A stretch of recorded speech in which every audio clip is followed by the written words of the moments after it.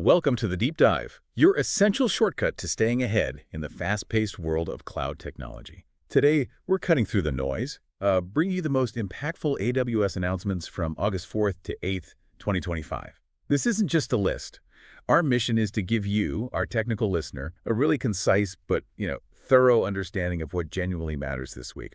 We're talking new capabilities, big performance enhancements, and the kind of tools that can directly reshape your architecture, your operations. We're skipping the fluff, diving straight into the technical stuff, exploring the why behind the what's. Exactly. And this week's updates, they really underscore AWS's strong push towards, greater automation, significant performance gains, and enhanced security across the whole platform.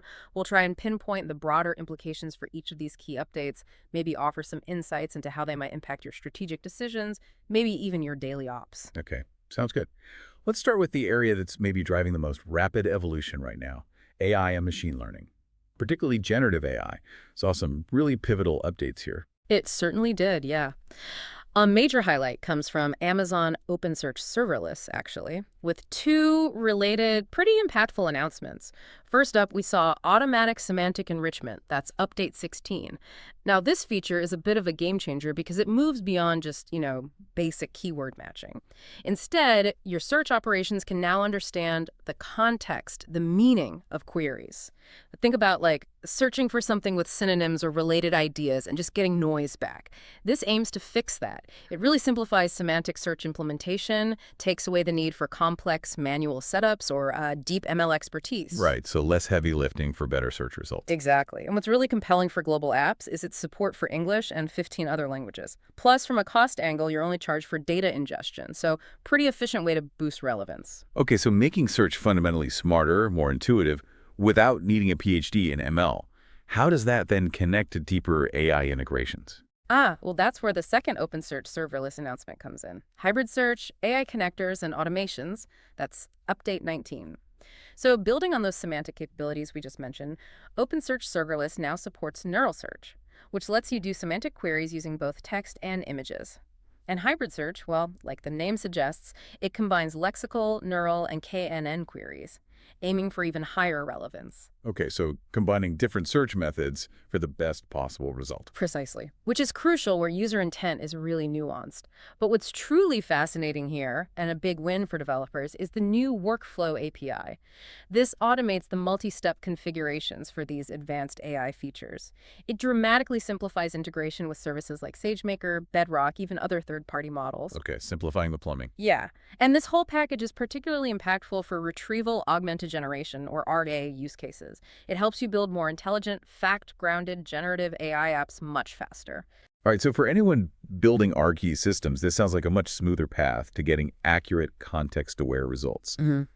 Speaking of Bedrock, what about the foundation models themselves? The choices keep expanding, right? Oh, absolutely. Amazon Bedrock saw expanded choices this week, giving developers even more powerful tools. Anthropic's Claude Opus 4.1 is now available. That's Update 33. This is being highlighted as Anthropic's most intelligent model so far. It's quickly becoming an industry leader for coding and those complex agentic tasks. Agentic tasks, meaning it can act more independently. Exactly. What makes Opus stand out is its ability to independently plan and execute really intricate development tasks. It offers improved front-end code generation, apparently with robust visual output, which is, a huge potential leap for dev productivity. Yeah. It seems ideal for scenarios needing sustained reasoning, long chains of actions, where older models might kind of lose the plot. Okay, that's impressive. And for people who prefer OpenAI models, anything new there? There is. OpenAI's open weight models, specifically GPTOS 120B and GPTOS 20B, are now in Bedrock and SageMaker Jumpstart. That's Update 30. Now, open weight, just to clarify for listeners, means the model weights are publicly available, though maybe not all the training data. This gives developers significant freedom to innovate, fine-tune, deploy these models how they need to, more choice.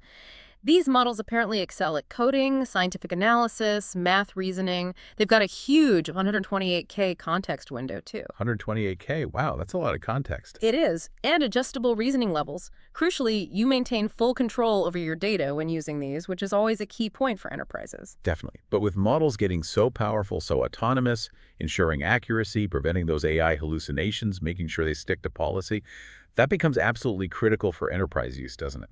Couldn't agree more. And that's where automated reasoning checks in Amazon Bedrock Guardrails comes in, Update 29.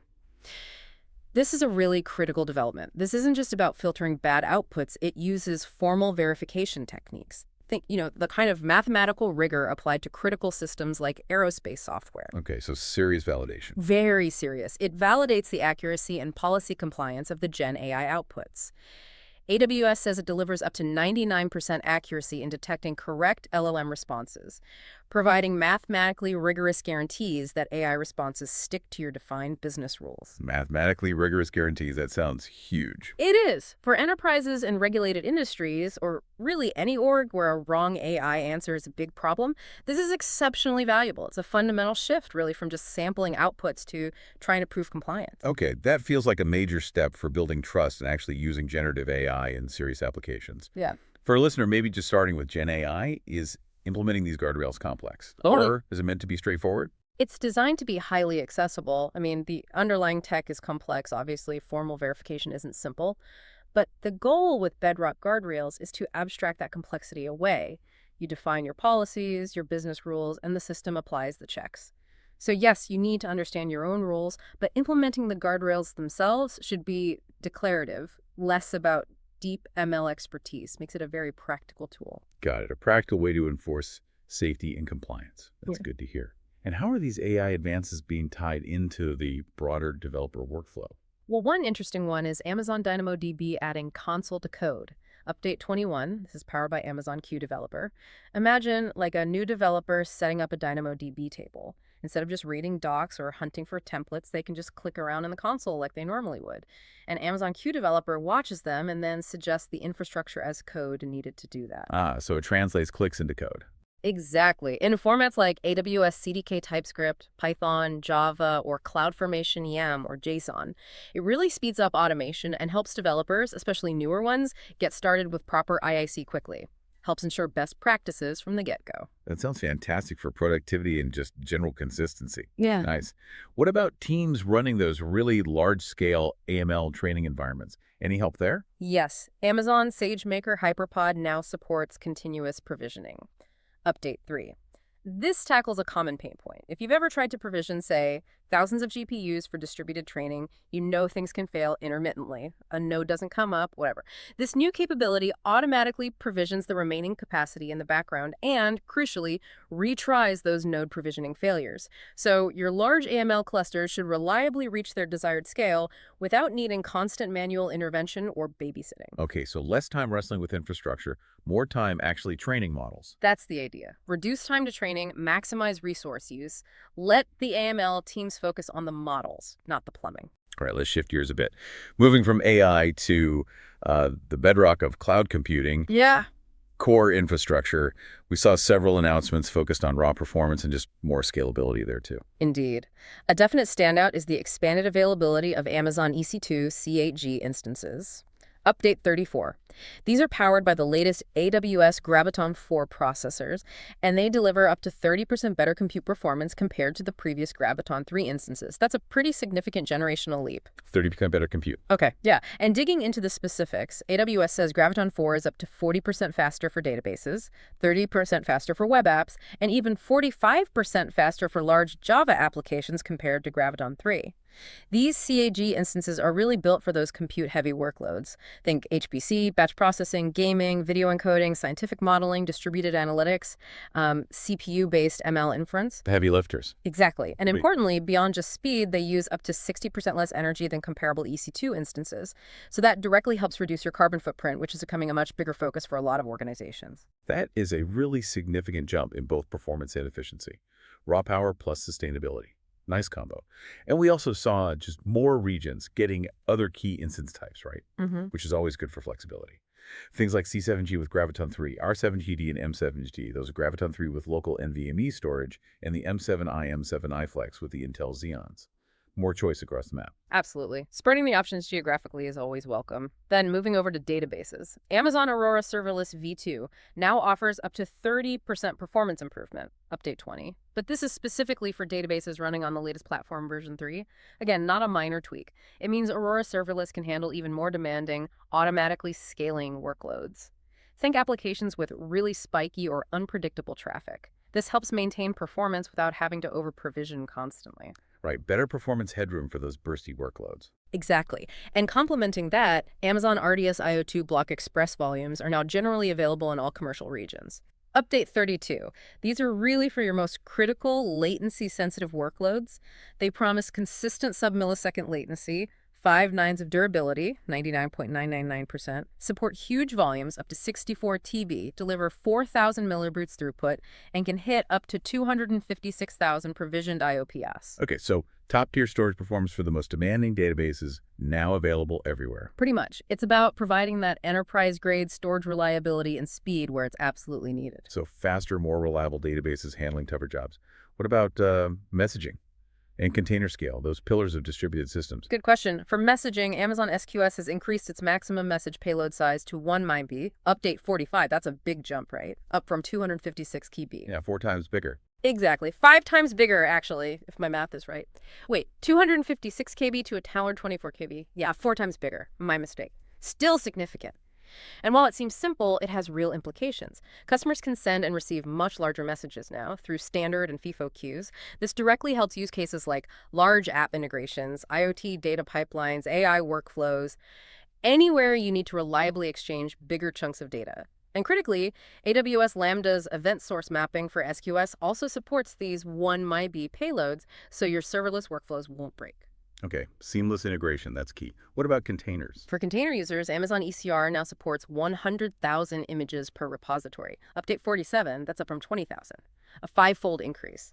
This is huge for large enterprises. It means they can potentially consolidate repositories, simplify CI/CD pipelines, avoid those complex multi-repo strategies just to handle image volume. It lets them scale microservices without hitting arbitrary limits quite so easily. It's a big quality of life improvement, really. Frees up engineers from asking for limit increases, enables bigger container-first strategies.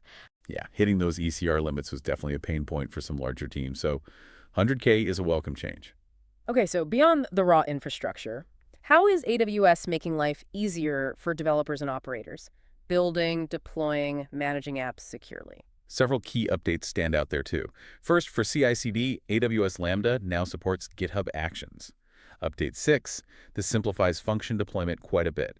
You can set it up to automatically deploy your Lambda functions whenever code or config changes get pushed to your GitHub repo.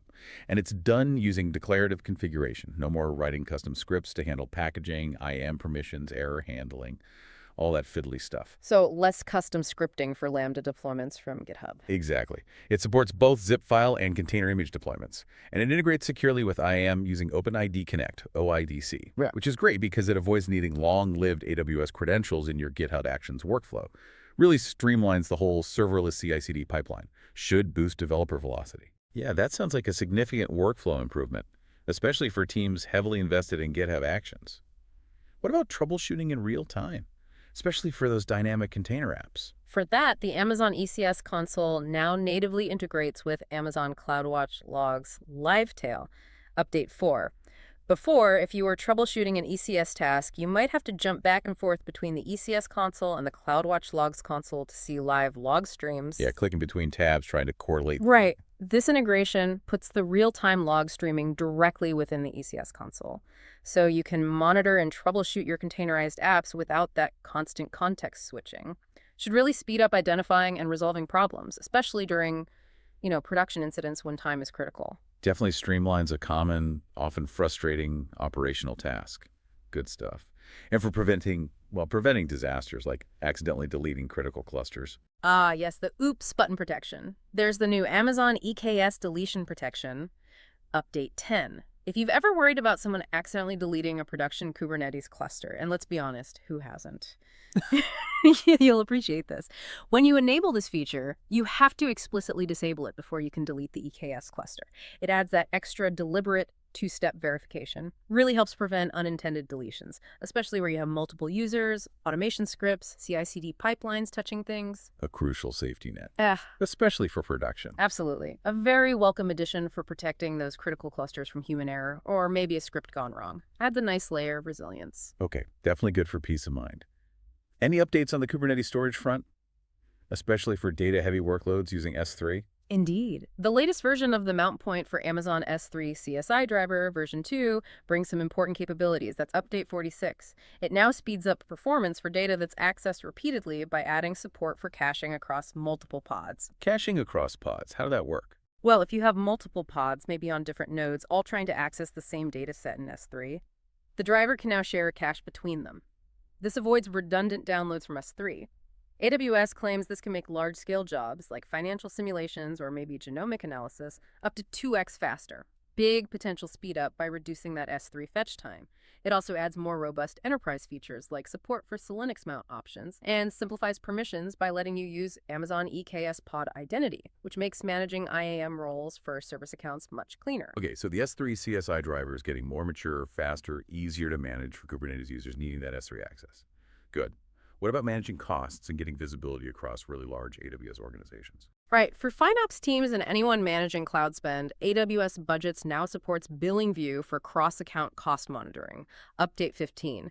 This lets organizations create budgets that span multiple member accounts without needing management account access to the central billing or payer account, which is a significant security improvement, right? Minimizes who needs that powerful management account access, and it streamlines FinOps efforts, helps align cost monitoring with specific business units or departments. Okay, better cost control with less privileged access needed. That makes sense. And for network visibility across the whole org. For that, Amazon CloudWatch introduces organization-wide VPC flow logs enablement. Update 41. You can now set up rules in CloudWatch telemetry config to automatically turn on VPC flow logs for all existing VPCs and any newly created VPCs across your entire AWS organization. You can target specific accounts or use resource tags. This ensures consistent, comprehensive network monitoring coverage. It's key for maintaining visibility into network traffic patterns, helps with security audits, troubleshooting, compliance, without having to manually enable logs on every single VPC. Yeah, ensuring that baseline visibility across a sprawling environment automatically is a huge plus for security and ops teams. All right, finally, let's look at some foundational updates. Things enabling deeper enterprise integration, new ways to build hybrid cloud solutions. Certainly. A really significant announcement here is the general availability of Amazon Elastic VMware Service, or Amazon EVS, Update 35. This lets you run VMware Cloud Foundation VCF directly within your own Amazon VPC. This is a major deal for enterprises with big investments in VMware. Right, lots of those out there. Exactly. It means they can leverage the scale, the elasticity, the performance of AWS, but keep their familiar VCF software stack and their existing skills. It aims to eliminate the need to replatform or refactor applications when migrating. Just lift and shift your VMware environment. It also supports bringing your own VCF licenses, which adds flexibility and control. It really bridges the gap between on-prem VMware and native AWS. That sounds like a really important option for customers wanting to extend their VMware footprint into AWS without a massive re-architecture effort. What about enhancements for AWS Outposts? Yeah. Extending AWS into the data center. Good point. For those using Outposts for hybrid cloud, AWS Outposts servers now support Service Link static configuration. Update 8. Previously, Outposts often needed a DHCP server in the customer's data center for setting up the Service Link interface and DNS IPs. This new feature lets customers configure those with static IP addresses during installation, removes that DHCP dependency, which is critical for orgs with really strict network security rules or complex on-prem networks where DHCP might just not be feasible or allowed. Okay, more networking flexibility for Outpost deployments. Right. And complementing that, AWS Outpost racks now support new Amazon CloudWatch metrics, Update 22, specifically VIF connection status and VIF BGP session state. These give you more granular, real-time visibility into the connectivity status of your Outposts, racks, local gateway that connects to your on-prem network, and the Service Link VIFs that connect back to the AWS region. Better visibility means easier monitoring and faster troubleshooting of that crucial hybrid connectivity right from CloudWatch. Better control, better visibility for hybrid. Makes sense. What about specialized industrial applications? Anything for IoT? Yes, for industrial customers, AWS IoT Sitewise introduces asset model interfaces. Update 40. Think about complex industrial settings, right? Hundreds, thousands of similar machines, but maybe with slight variations. This feature lets customers define standardized properties and metrics across similar equipment types, like pumps or motors, while still allowing for those specific equipment variations. These interfaces act like templates, ensuring consistency in how data is modeled. Makes it much easier to aggregate data, analyze performance across an entire factory or operation. They also bumped up some service quotas for properties and hierarchies to support larger scale deployments, enabling more comprehensive digital twins. Okay, standardizing data models for complex industrial IoT. That sounds useful for large-scale analysis. And one last one, advanced access control within OpenSearch, especially for multi-tenant situations. Right. OpenSearch UI now supports fine-grained access control, FGAC, by SAML attributes. Update 2. This is when you access it using SAML through IAM Federation. This is a pretty significant security enhancement. It lets you define precise data access controls within the OpenSearch UI based on attributes passed from your identity provider, like your corporate directory, during the SAML login.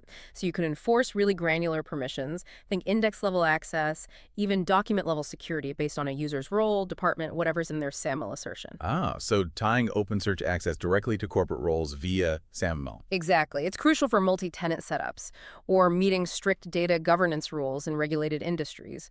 It ensures users only see the data they're actually authorized to see, even within the UI. Wow. What a packed week of updates. I mean, from generative AI getting those mathematical guarantees, critical security enhancements like EKS deletion protection, to fundamental shifts in scaling core infrastructure like EC2 and ECR. It's clear AWS is just continuously evolving to meet some really complex technical demands.